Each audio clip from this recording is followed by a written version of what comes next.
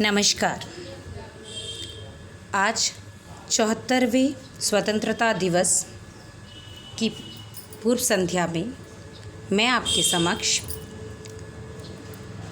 गोपाल प्रसाद व्यास जी द्वारा रचित एक कविता खूनी हस्ताक्षर प्रस्तुत करने जा रही हूँ। ये नेताजी सुभाष चंद्र बोस को समर्पित कविता है। जब उन्होंने बर्मा, जो कि वर्तमान में म्यांमार के रूप में प्रसिद्ध है, में स्वतंत्रता के सेनानियों को एकजुट करने के लिए एक अलग तरह का आह्वान किया था। वो खून कहो किस मतलब का जिसमें उबाल का नाम नहीं, वो खून कहो किस मतलब का जिसमें उबाल का नाम नहीं, वो खून कहो किस मतलब का जो आ सके देश के काम नहीं, वो खून कहो किस मतलब का जिसमें जीवन न रवानी है, जो परवश होके बहता है वो खून नहीं है पानी है। उस दिन लोगों ने सही सही खून की कीमत पहचानी थी, जिस दिन सुभाष ने वर्मा में मांगी उनसे कुर्बानी थी। बोले स्वतंत्रता के खातिर बलिदान तुम्हें करना होगा।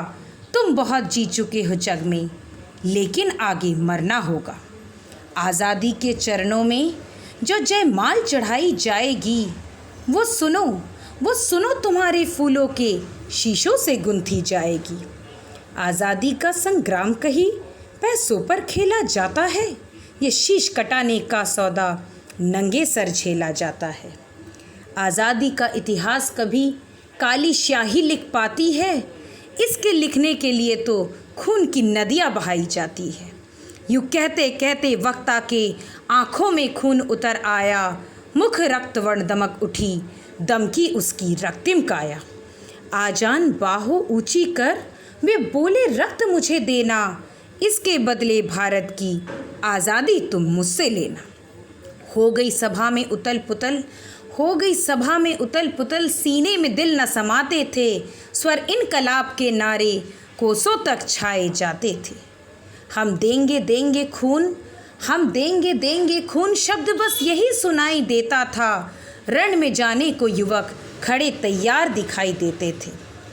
बोले सुभाष इस तरह नहीं, बातों से मतलब सड़ता है, लो ये कागज कौन यहाँ आकर हस्ताक्षर करता है। पर ये साधारण पत्र नहीं, आज़ादी का परवाना है, इस पर तुमको अपने तन का कुछ उज्जवल रक्त गिराना है। वो आगे आए जिसके तन में भारतीय खून बहता हो, वो आगे आए जो अपने को हिंदुस्तानी कहता हो, वो आगे आए जो इस पर खूनी हस्ताक्षर करता हो। मैं कफन बढ़ाता हूँ, आए जो इसे हंसकर लेता हो। सारी जनता हुंकार उठी, हम आते हैं, माता के चरणों में ये लो हम अपना रक्त चढ़ाते हैं।